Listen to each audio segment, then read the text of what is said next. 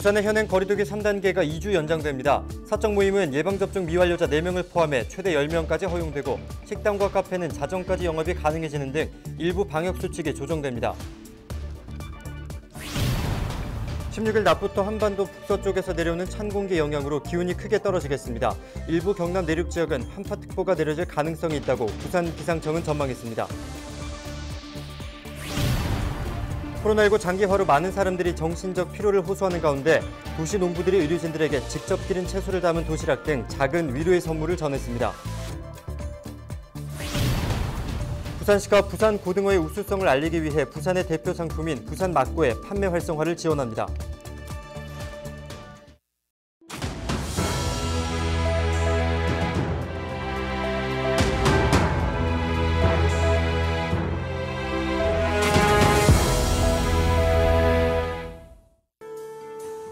가을이 오면 눈부신 아침 햇살에 비친 그대의 미소가 아름다워요. 어떤가요? 제 미소는 좀 아름답나요? 네, 아름다우시네요. 감사합니다. 이문세 씨의 노랫말처럼 마음 설레는 가을입니다. 이제 이 나뭇잎이 하나둘씩 떨어지니까 저도 가을을 타는 것 같습니다. 오, 가을 남자 추남이네요. 그런가요? 햇살 대신 가을비가 계절 시계의 초침을 재촉하기도 하는데요. 일요일엔 기온이 뚝 떨어진다고 하네요. 네, 요즘 밤 공기가 차가워졌긴 했는데 벌써 겨울이 오는 건 아니겠죠? 그렇다기보다는 가을이 무르익는다고 봐야겠죠. 영하로 떨어져서 얼음이 어는 곳도 있다고 하니 단단히 대비하셔야겠습니다. 특히 기온차가 커지는 시기에는 면역력이 약한 어르신들 경우에는 건강관리가 반드시 필요한데요. 그렇습니다. 체온 떨어지지 않도록 따뜻하게 챙겨 입으시기 바랍니다. 헬로티비 뉴스 힘차게 출발합니다.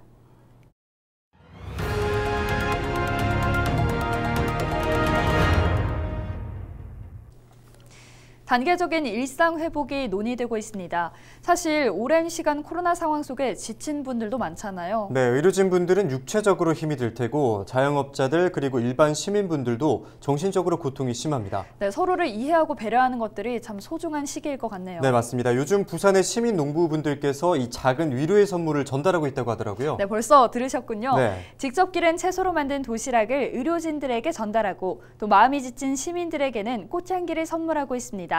차선영 기자가 다녀왔습니다. 해운대 보건소 옥상 치유 텃밭입니다.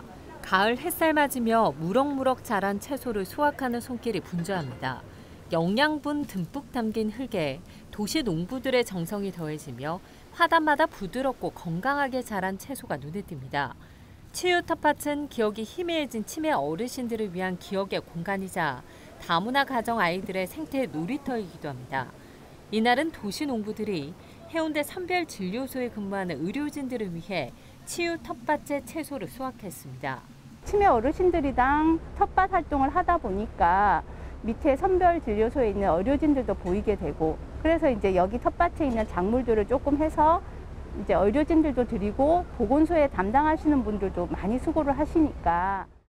정성 들여 재배한 먹음직스러운 채소로 건강한 샐러드를 만들고 이 도시락은 제때 식사도 챙기기 어려운 의료진들에게 전해졌습니다. 저희 다들 이렇게 힘든 시기에 저희 조금이라도 더 이렇게 챙겨주시고 하는 모습에 저희도 감동받고 또 힘이 나는 것 같습니다.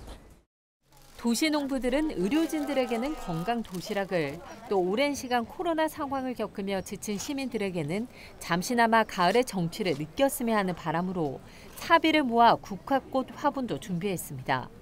도시 농업을 배우고 지역에 필요한 곳에 쓰일 수 있도록 가볍게 봉사하는 마음으로 활동에 참여했다는 도시 농부들. 이제는 제2의 인생을 살고 있다고 말합니다. 저희도 이렇게 도시농부 하면서 푸른 자연과 함께 하고 이러니까 힘이 나는데, 우리 시민들도 꽃을 봄으로써 힘을 내셨으면 더 바랄 게 없고. 소소하지만 정성스러운 마음이 모여 이 코로나19로 지친 시민과 의료진들에게 작은 위로를 전한 모습입니다. 헬로티비 뉴스 차선영입니다. 요즘 화두 중에 하나가 바로 메타버스입니다. 가상의 공간에서 친구와 만나 즐기고 또 기업 활동도 교육도 이 가상의 공간에서 이루어지는 시대입니다. 상상만 했던 것들이 이제는 하나둘씩 현실이 되고 있습니다. 앞으로는 가상의 공간에서 더 많은 것들이 가능해지겠죠. 어릴 적 꿈꿨던 미래가 멀지 않은 것 같습니다. 영상기획으로 만나보시죠.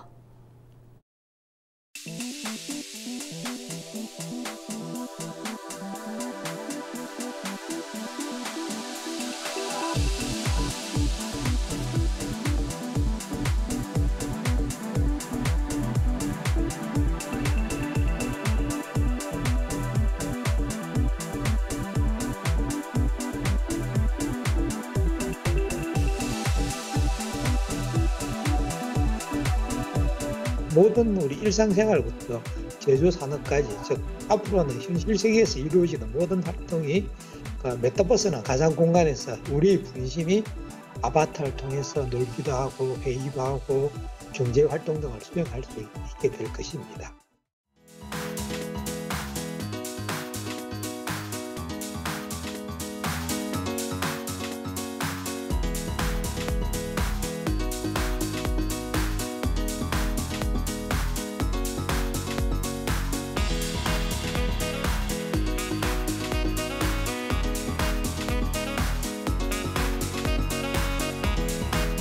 지금까지 대면으로만 체험이 가능했던 분야가 메타버스에서 효과적으로 간접 체험이 가능하게 되는 것입니다.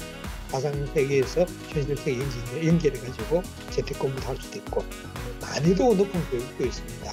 이런 교육도 메타버스 상에서 반복적으로 훈련이 가능하게 돼가지고 저비용으로 쉽게 가능하게 될 수 있는 그런 경제적인 효과도 기대할 수가 있습니다.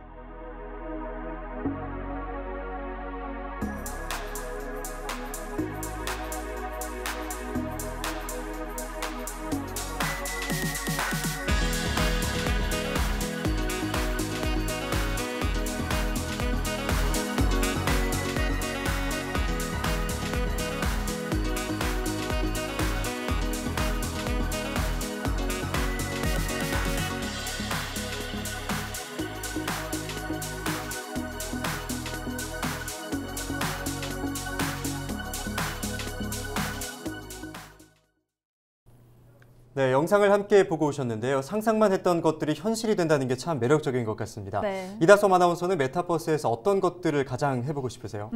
저는 요즘 코로나 때문에 여행도 물론 돌아다니는 것도 쉽지가 않잖아요. 그렇죠.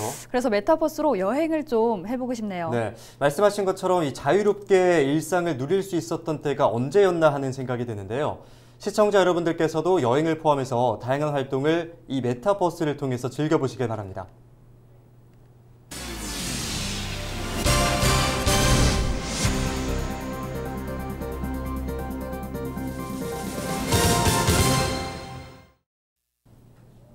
한 주간 부산을 들썩이게 했었던 주요 이슈를 짚어봅니다. 스튜디오에 박근수 기자 나와 있습니다. 안녕하십니까? 네.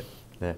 먼저 부산국제영화제 개막이 엊그제 같은데 벌써 폐막이죠? 네, 그렇습니다. 지난 6일에 개막을 했고 이제 15일이니까 열흘이죠. 열흘 동안의 모든 행사가 끝이 났습니다. 예. 작년과 마찬가지로 코로나19로 인해서 영향이 좀 있긴 했지만 올해는 그래도 조금 작년보다는 나았던 것 같습니다. 네, 아무래도 가장 크게 느꼈던 점이 개막식 당시에 레드카펫 행사가 아닐까 싶은데요. 예. 작년에는 레드카펫이 취소됐다가 올해는 부활했었죠. 그리고 작년에는 상영관이 영화의 전당 한 곳이었는데 올해는 6개 극장, 29개 상영공간에서 작품을 선보였습니다. 예. 무대 인사나 관객과의 대화 같은 오프라인 행사도 일부 좀 부활이 됐었고 해운대나 남포동에 집중됐던 영화제가 좀 영역을 확대했다 이렇게 볼 수 있는데요.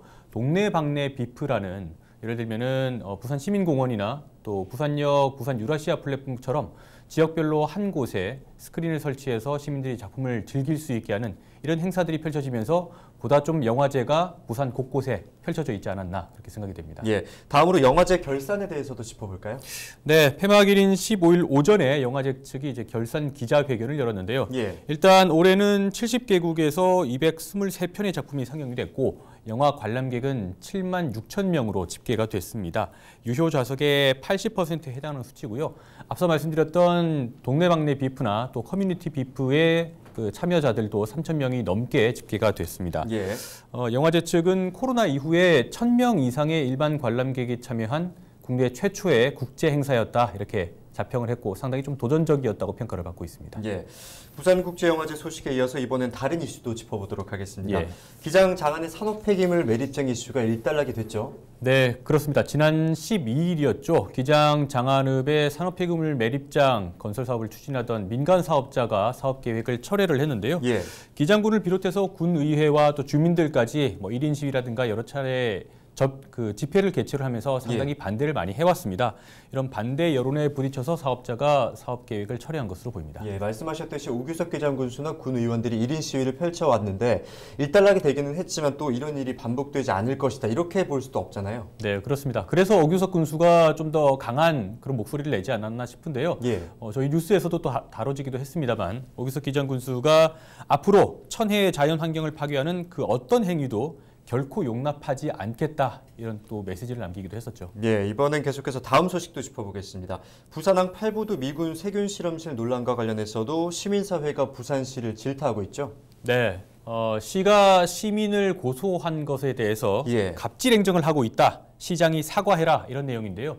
지난해 부산항 미군 세균 실험실 폐쇄 찬반 주민투표 추진위원회가 세균 실험실 폐쇄 찬반 여부를 묻는 주민투표를 하자고 한 적이 있습니다. 예. 이에 대해서 부산시는 아니다, 국가 사무라서 우리는 할 수 없다라는 입장을 내놨었는데 추진위가 감염병 예방과 방역 대책 수립은 자치 사무다 하면서 행정소송을 제기했었죠. 예, 올해 초반에는 또 시청 점거 농성까지 벌였었잖아요. 네, 그렇습니다. 결국에는 연장선상에 있는 문제인데요. 예.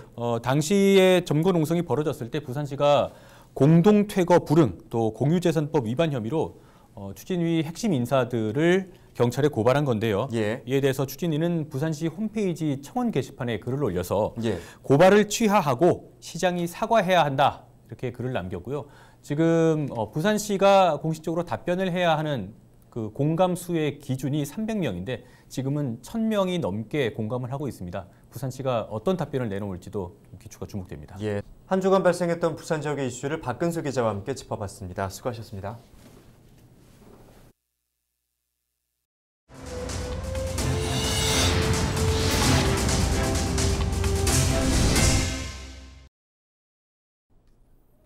네, 오늘의 키워드 뉴스 첫 번째 키워드는 3단계 이주더입니다. 부산시가 15일 다음 주부터 적용될 사회적 거리두기에 대해 발표했는데요. 현행 3단계를 이달 말까지 연장하기로 했습니다. 하지만 일부 방역수칙은 조정됩니다. 사적 모임은 예방접종 미완료자 4명을 포함해 최대 10명까지 허용되고 식당과 카페, 편의점, 포장마차는 자정까지 매장 내 취식이 가능합니다. 또한 결혼식은 최대 250명까지 참가할 수 있게 됩니다. 두 번째 키워드는 주말 추워요입니다. 네, 참 요즘 날씨가 많이 쌀쌀해졌습니다. 키워드로 보시는 것처럼 이번 주말에는 기온이 많이 떨어지겠습니다. 우리나라 북서쪽에서 찬 공기가 내려오면서 16일 오후부터 기온이 낮아지고 17일에는 일부 경남 내륙 지역에 한파특보가 내려질 것으로 기상청은 전망했습니다. 감기가 유행할 시기도 됐습니다. 그만큼 건강관리에 각별히 유의하시기 바랍니다. 네, 이번 키워드는 부산 맛고입니다. 부산의 대표 상품인 부산 맛고등어의 이름인데요. 고등어는 부산의 시어이기도 하죠. 부산시가 부산 고등어의 우수함과 차별성을 알리기 위해서 우체국 쇼핑몰 공영 홈쇼핑 방송을 통해 판매 활성화를 지원합니다. 부산 공동 어시장에서 새벽 경매로 유통되는 신선한 고등어가 이제 전국 대표 먹거리가 되겠죠. 마지막 키워드 제19회 절영전입니다. 영도 지역 미술인 단체인 절영회의 정기작품 전시회죠. 제19회 절영전이 영도 문화예술회관 선유갤러리에서 열리고 있습니다. 영도다리 축제와 연계해 같은 날인 15일부터 전시가 시작됐는데요. 한국화와 서양화, 서예 조각 등 31점의 작품이 시민들에게 선보이고 있습니다. 또 전시 영상을 제작해 온라인으로도 방영한다고 하니 지역 예술인들의 활동에 관심 있으신 분들은 찾아보셔도 좋겠습니다. 유료 방송 시상식인 2021 한국 케이블 TV 방송 대상이 지난 14일 여의도 콘레드 호텔에서 열렸습니다. 올해로 26회를 맞은 한국 케이블 TV 방송 대상은 국내 방송 트렌드를 이끈 콘텐츠 작품과 케이블 TV 유공자 등을 시상하는 자리인데요. 종합 유선 방송 사업자와 방송 채널 사용 사업자의 우수 작품과 지역 채널 종사자 등 총 77팀이 상을 받았습니다. 위기의 지방대 연속 기획 보도를 한 LG 헬로비전 특별 취재팀은 보도 분야 SO 작품상을 받았습니다. 이상으로 뉴스를 마칩니다. 함께해 주신 여러분 고맙습니다.